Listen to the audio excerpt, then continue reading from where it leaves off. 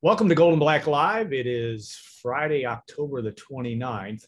Actually, it's not. We're recording a day earlier with Coach Matt Painter, who needs no introduction. Brian Newbert joins me here. I want to thank our sponsors, Triple X, State Farm Agent Trent Johnson, Hilton Garden Inn, and all the folks at WLFI for making this happen.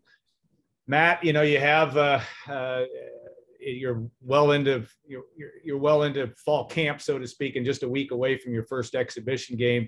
Maybe just a quick overview of how things have gone with your team so far. There's a lot of expectations. You already know that. That's probably where you'd like to be, actually. But tell me, just give us a little bit of where you are right now and where things have been for the first few weeks of practice. Yeah, you know, we've had some good practices, and obviously very deep. So it allows you to have competitive practices, and we haven't had too many people have to sit out. I think we've had a guy or two sit out one day. So that's been great. And, you know, I think we're getting better there. You're never pleased as a coach with things, even when they're going well, because you don't have a great gauge. Your gauge is just the previous years that you've had, you know, while you're practicing, but you're practicing against yourself. You know, a couple years ago, I just solely felt like we had to go to just worrying about having one team. Like, you only get judged on having one team. But when you get into a scrimmage, you see both teams. And so when something good happens, something probably bad happens too at the same time. And just how do you decipher that was a good play versus a bad play? You know, was the offense better than the defense or vice versa? Or did somebody make a mistake and just capitalize on it? So there's a lot of things that go, and coaches by nature are kind of curmudgeons. And so we look at that from a different lens, because you want to improve, you want to get better. But you also have to have a pulse on things and being able to recognize when guys do positive things and encourage them as much as, you know, when they make mistakes or they struggle, that you try to correct it. And then you make those improvements. But we can have two good teams in practice. And that's made it really, really encouraging. We've played a lot of different lineups, matchups. And it's been fun. They've been long. We didn't do as much in conditioning this year. In the preseason, we've stayed with having long practices. And I think our guys are excited about playing somebody else and playing Providence, and then getting to, you know, UIndy and playing an exhibition game just to play other people, but also get to where you're kind of tapering up to a game. And so you're not sitting there going 3-hour practices for 3 straight days, day off, 3-hour practice for 2 straight days, you know. But I think a lot of people lose this time and they start to think about, you know, you got to ramp them up. You got to get them in the best shape possible. Then you got to keep them in shape. And everybody's a little bit different because their minutes and games will be different.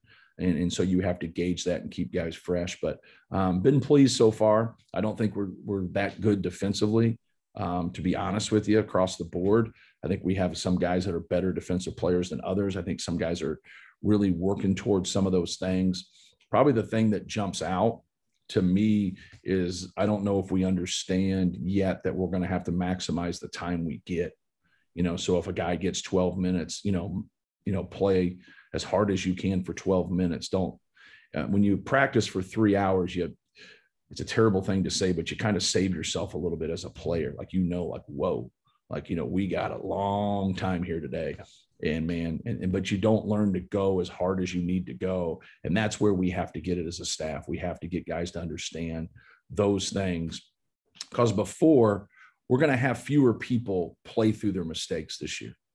And, you know, we're really going to be able to keep guys accountable and hold guys accountable. Now, you're going to have certain guys from a talent level and a production level that you stick with a little bit longer. I think that's a easy thing to see when you have guys, but they have to be productive. You know, we're not in the talent business. We're in the production business. Yeah. Matt, I would imagine the depth of your roster would make for pretty competitive scrimmages. Just what have you kind of seen, I guess, from a competitive perspective in those scrimmages, and what have been your takeaways in terms of what you've seen these last 2 weekends? Well, I don't think we've gotten to where we need to competitively, just because guys stay in scrimmages for the most part. And now when we go and play Providence and UIndy, that's not going to be the case. You know, in a scrimmage, you have 400 minutes, you know, and obviously when you go and play somebody else, you have 200 minutes. So, you know, you have to see where they are at that time and kind of show them like, hey, like, look, like, you didn't we talked about it, but you really don't do the things necessary here to help yourself get past where you are right now. And nothing is concrete and permanent. It's just where you are at that moment. So I think that's going to be the telltale. Like, you can talk all you want. It's like trying to learn, Brian, from somebody else's mistake. You would like to think that, you could do that, but most humans don't. Most of us have to learn from our own mistakes. You look at the roster, and there's been a lot of the two new additions. Well, actually three, but two that will play this year in Trey Kaufman, Ren and Caleb First. What have they brought? What have you seen in them so far? And from a competitive standpoint, but also we know the skill level is ample there, but right. How will they complement what you're about this year in your view? It depends on the day with them. Like, I think there's days that you're starting to get it. And then there's days you're a little overwhelmed in terms of picking up. We run a lot of stuff and do a lot of things. From an offensive standpoint, defensively, we obviously stick with our rules and man to man. And, learning to play when you're not the biggest guy on the court is probably the thing for Trey and Caleb more than anything. You have to learn to coexist with Travion and Zach when you're with those guys. But both of them can shoot the basketball. Both of them can move. They've done some really good things, for us, but now kind of fitting into, the team concept, depending on where they're playing, but they've been great, but they still have, like, in terms of their knowledge of what's going on, they're a little bit behind, not from their standpoint, just but because this is their first year, but they've done everything in their power to help their cause. And, I think they both can rebound for us. I think they both are going to have to switch and guard some smaller people at times. And, they've done an all right job there. That's just always hard because, your telltale is when you get into games and how people attack you. And then, you got to be able to handle it, from that standpoint. But I've been pleased with both guys. How many guys can you realistically play enough for them to be able to get in that rhythm you always talk about? Right. Yeah. It's hard because, like, nobody has a guy that feels comfortable. That's their ninth man. Yeah. And, I say it in recruiting. I always say, well, who's the eighth man on your high school team? And I said, just think about that person. And I said, how many plays get run for him? And they just all stop and they laugh. They say 0. Well, they're the number one person on their high school team. So they think it's funny until they come to college. And now they're the eighth man. It's not funny. It's not funny then. But the eighth man's better than the 12th man. Somebody always has it worse. And so, like, we're going to have some people. I told him other day, before I put a name on this or it happens to you, just understand it's not personal. Yeah. Just understand I can't play 11 people, and, put yourself in a position, continue to bring value to our team instead of thinking I need more minutes. I need more shots. This is ridiculous. I can help this team. No, bring value to this team. Do you sprint every time? Do you follow what we're asking you to do? Do you put extra time in? Are you a good teammate? Can you see past your own nose? Like things of that nature, like that brings value, to a basketball team. Quit looking at it like this is being taken away from me. We're on earning ground here. And sometimes when you have 7 or 8 guys, you play because we have 7 or 8 guys, not because you've earned anything really. You're just better than somebody. And it's obvious. Now that's not the case from our rotation. Now that will be the case in terms of, like, our primary players. Like, that's not hard. Anybody can pick out, that Jaden Ivey probably needs to play. Anybody can pick out Zach Edey, is getting every single rebound, like that. Like, those things are obvious. I'm talking about kind of getting that rotation, but I really don't have an answer for you. To be frank, this is the first time I've been in this position. I've always dealt with things organically happening and guys earning those things. And if you get to it where you got guys that are doing a lot of the same things, I think that it comes down to personnel and who we're playing, that some of those guys get to play a little bit more at the end of that rotation versus some people at the beginning. Does that make sense to you or no? It does. It makes perfect sense. Okay. You passed the test. All right. It is a common question that you get asked, and we kind of laugh about it, but the ability, you have a talented player in Travion Williams, but you have a guy in Zach Edey that has really done good things. I know, playing them together maybe maybe not be as possible. But just Right. talk about how good Edie has been and what challenges that brings for Travion Williams as well. Yeah, they they are both obviously very good players. We've played with them probably. It just depends. We've taken a segment out of each scrimmage. I haven't practiced with them for a couple of weeks just because the previous couple of weeks it just doesn't look like that's going to be something we can do long term or for a long period of a game. It's really going to have to be the right situation against the right team for kind of snippets of that, to where like you could go offense, defense, offense. And because the game has gotten so much smaller, it's harder for you to be able to do that. But it hasn't been as successful as it's been when it's traditional, where Zach's a center on one team and Travion's a center on one team, and then Trey and Caleb play with him along with Mason. So Zach Edey has been fabulous in practice. He's probably been past that. He's been dominant. He's been very good offensively. His passing has been great. He's really rebounded the basketball. He's been our best rebounder. Defensively, he's done a much better job than he has before. He runs the court. He can stay in practice. He doesn't go out of practices. He stays in there. He's in very good cardiovascular shape. And so he's been fabulous. And so that's something for us where I wouldn't have thought that 2 years ago. Yeah. When I went to see him a couple of those days in IMG, I thought he could get here. I didn't think he could get here this quick. And with that being, Travion is a really tough matchup for people. Trey, he's proven that with his ability to pass and offensive rebound. And when he gets the ball deep, he's very efficient, especially on that left block going to his left shoulder.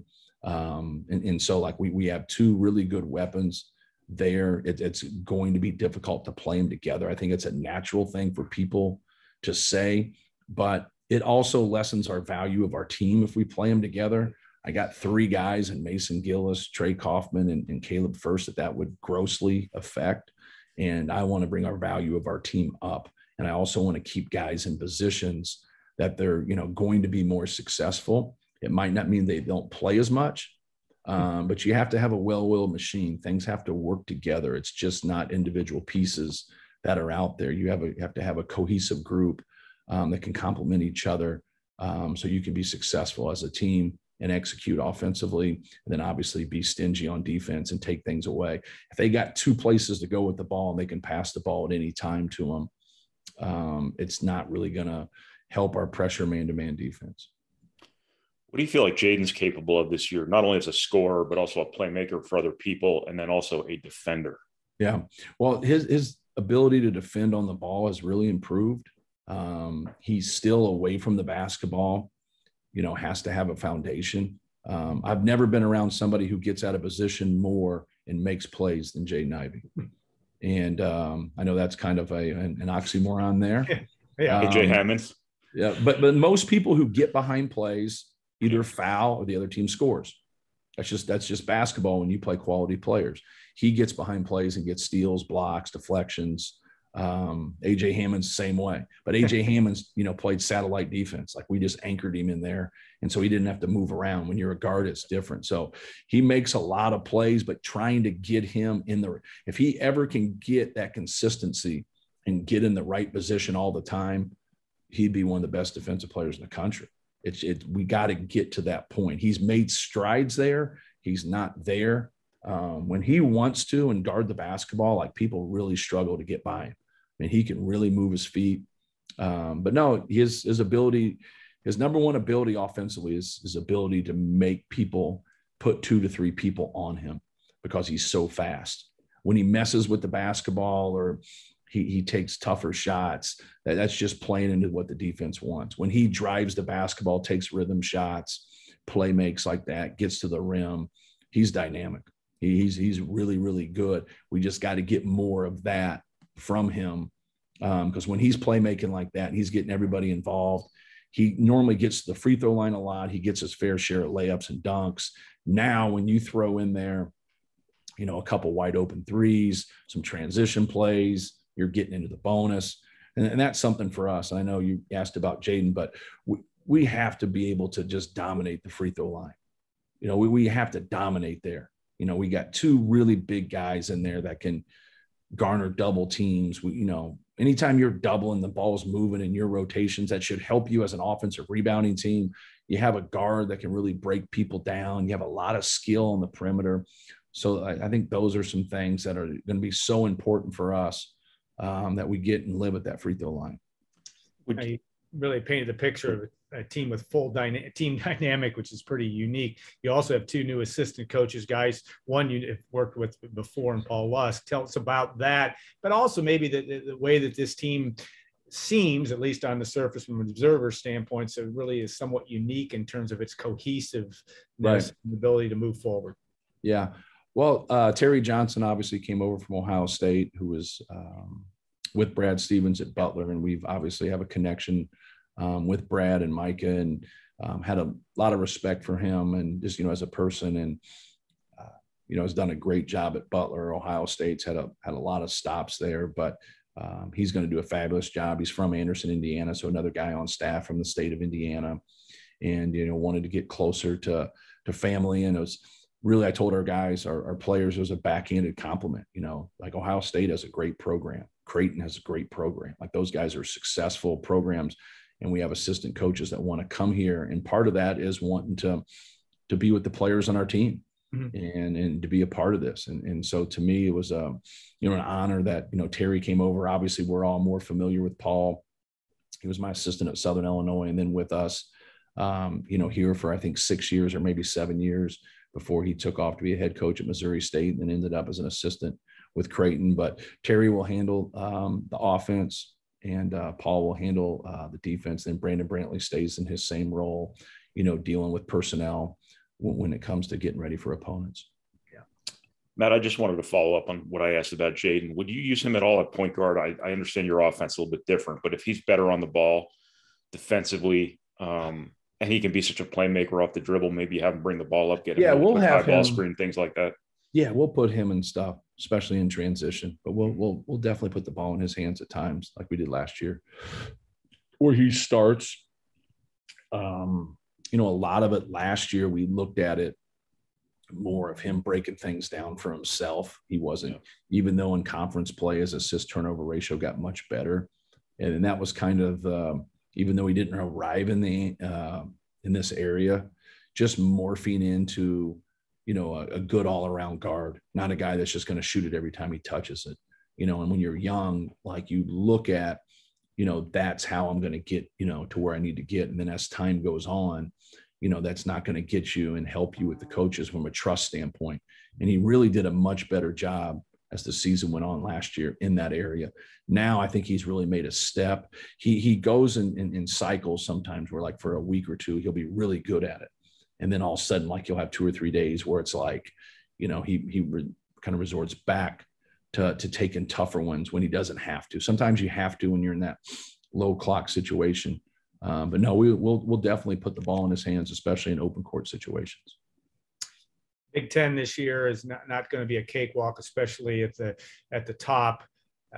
Just talk about some of the, you can mention all 13 opponents because they're all capable of causing troubles. But right, what do you see from the league this year? Ohio State, Illinois are ones that some of us may come to the fore, but there are a lot of talent, a lot of landmines out there, I would suspect, as you get into the Big Ten schedule. Yeah, well, we really encourage, and everybody's in a different situation. 15, 20 years ago, you're able to kind of look at your roster and know who's coming back and not coming back, even though you have differences. Now I feel, bad for coaches out there, because now how do they go and schedule to say, hey, we're going to be a really good team this year, we need to schedule up. Or, hey, we're not going to be as strong as we've been, we need to schedule down a little bit.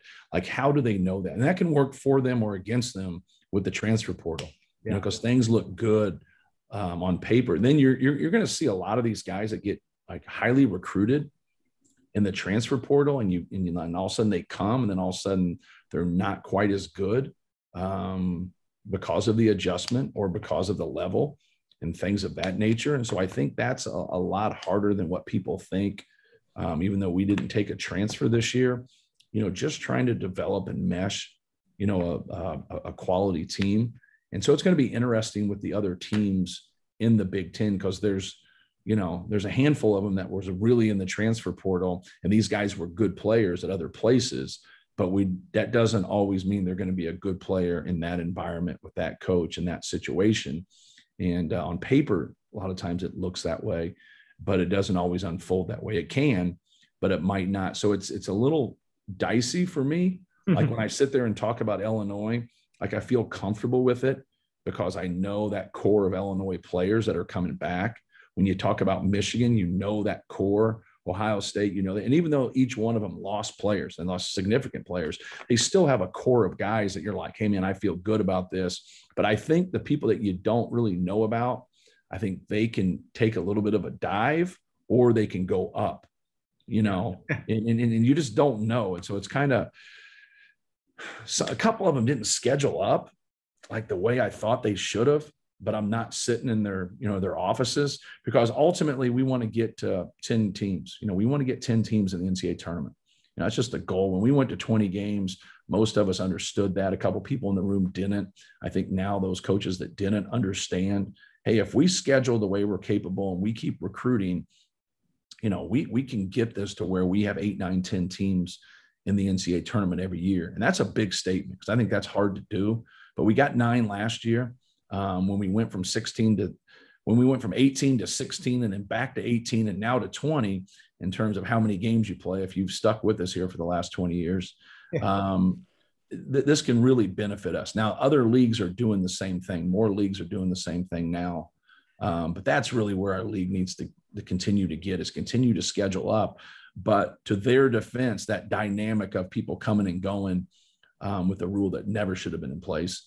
But that's past us. And so that's what's really hard to gauge for me to understand some of the teams in our league and where they're at. Yeah. Matt, just back to your team real quick. You have 4 guys who've played in front of traditional college basketball crowds, traditional Big Ten crowds. Mm-hmm. On top of that, you have this team that has all these expectations on them and the burden that comes with that. Do you have to talk them through some of this stuff they've never been through before? Do you rely on your seniors for this situational stuff? Or how much of a concern is the fact that you have an experienced team, but a team that hasn't really experienced all that much outside of your seniors and maybe to a lesser extent, Isaiah? Yeah, but it's the same as everybody else. If it was just different for us and everybody else was playing in front of people. So you're talking about a variable that's not going to change. So I got 4 players on our team that have played in the U19s before. Guys have played high level AAU basketball. I know it's not the same, but they've played against players. They've been there. So we have enough people. You can frame what you're saying, but I think people would, outside of maybe 2 or 3 teams in the country, I think there's a lot of coaches that would take our experience of what we've been through over everybody else, like I said, outside of probably a handful of teams. Yeah. And as Brian mentioned, there's my last question, Brian, I'll give you one more after me, but the change being a constant. I mean, talk about the transfer portal, name, image, likeness, that's all part of things that makes the world different for these kids. Mm-hmm. And how has that changed has it changed your coaching in terms of, COVID, everything? It's a world of flux right now, right? Not just in the athletics court, but everywhere. How has that impacted you? Well, it was, it's something that you don't want, but you go through a pandemic and we made it work. Yeah. And it took a lot of sacrifice from a lot of people, especially our players. And so now the fact that you can show that and sacrifice, you're like right now, like think about like the $1 million question for us is the guys we have on our team, who's going to play, who's not. Well, that comes to sacrifice. Yeah. You have to stay ready if you're playing lesser minutes or maybe not playing at all. And now when you do get that opportunity, you got to make the most of it, and you have to keep a good attitude, and you have to understand one of your teammates is playing. So with everything that's moved with the one-time transfer, the name, image, and likeness for us, we have some guys that have done some things from camps, podcast, T-shirts and things of that nature. Probably a couple more than others, but I think there's a part of it that's good. I think there's some unintended consequences that are going to come with it, especially at certain places. I don't know if that will affect us. I don't think it will, but you never know, but we encourage it, for those guys to be able to make some money, off of their name, image, and likeness, cool. The thing that I always talk about with our guys, especially from a social standpoint, you have your family, you have your religion, you have academics, you have basketball, then you have your social life. And at any time, if your social life, your decisions that you're making is leapfrogging any of those other ones, you're probably in a tough spot. And the thing I would say about name, image, and likeness to get in that priority list, there's nothing wrong with that being on your list, but it shouldn't be above your religion, your family, your academics, your basketball. It should be right after that. And as long as you keep those things in check, I think it's great. But like the social piece of it, for guys, you're in college, right? You should have a good time, but you have to have some moderation, and you have to understand why you're here. And, you have to make smart decisions. And sometimes that's easier said than done. Well, if guys are making their college decision and the backbone of it is the name, image, and likeness, I don't think they're coming to Purdue. I want them to come to Purdue because we have great people, we have great academics, and we have great structure within our basketball program that can help them develop into a great college player, then hopefully a great pro player, and then make a decision that's based on the rest of their life, not, signing autographs for X amount of dollars. Even though I don't think there's anything wrong with that, it just can't get in the place of some really important things that can steer them in a positive direction for the rest of their life. Ryan? What's it like being a coach in a situation like this, where every game early on in the season could be the difference between a 1 seed, a 2 seed, a 2 seed, a 3 seed? Yeah. Things like that. People are talking about your team. You're getting texts before every game from national writers, stuff like that. Is it more pressure? Is it more fun? Is it more enjoyable? Is it less enjoyable? How do you approach all this stuff? It really doesn't matter to me. Really? I talk about it with guys in terms of having fun and making your hard work fun. Like, fun isn't shooting behind the back half quarters. Fun's having discipline and doing your job and bringing value to your team, so you give your team a better chance to win.